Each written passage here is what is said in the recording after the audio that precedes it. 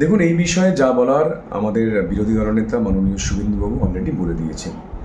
শুভেন্দুবাবুকে 1 December 2020 যেভাবে উনি এবং ওনার একজন দুজনে মিলে গিয়ে হাতে পায়ে ধরে বলেছিলেন যে আপনি ফিরে আসুন, আপনি ফিরে আসুন, উনি কিন্তু দেখা করেছিলেন, উনিও মিটিং করেছিলেন, কিন্তু ফিরে উনি যাননি।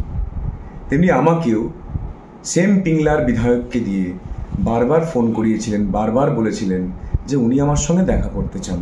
ওনার নাম ধরে বারবার ফোন করেছিলেন পিংলার বিধায়ক, বারবার একই কথা বলেছেন যে যিনি বলেছেন আমার সম্বন্ধে তিনি আমার সঙ্গে দেখা করতে চান এবং যাতে দেরি না হয়, খুব তাড়াতাড়ি দেখা করি, তার জন্য বারবার আমাকে অনুরোধ করেছেন এবং তার সমস্ত রেকর্ড আমার কাছে আছে।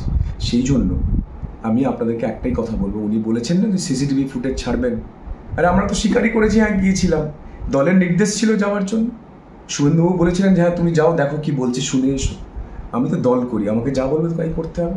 আমি গেছি, শুনেছি, এসে শুভেন্দুবাবুকে যা বলার বলে দিয়েছি এবং সেটা আপনাদেরকে প্রেস কনফারেন্সে শুভেন্দুবাবু বলেও দিয়েছেন। তো এরপরে উনি সিসিটিভি ফুটেজ ছাড়ুন।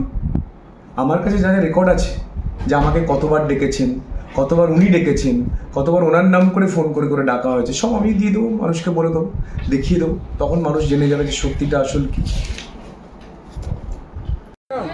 এই সন্দেশখালী মহামন্ডল পেয়েছে তোমার দেখছো তো, পুলিশ কিছু করে না, মমতার দলদাস পুলিশ।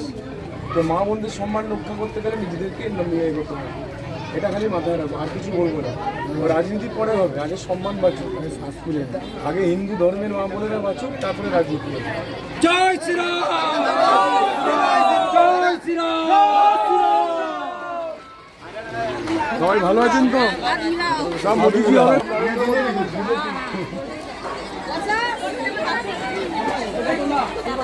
আরে বাচ্চাদের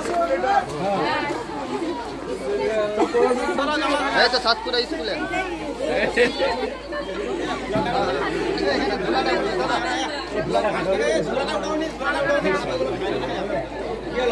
সবাই ভালো থেকো, পড়াশোনা করো। এই সতল দা, সকাল হয়ে গেছে, সৌরভ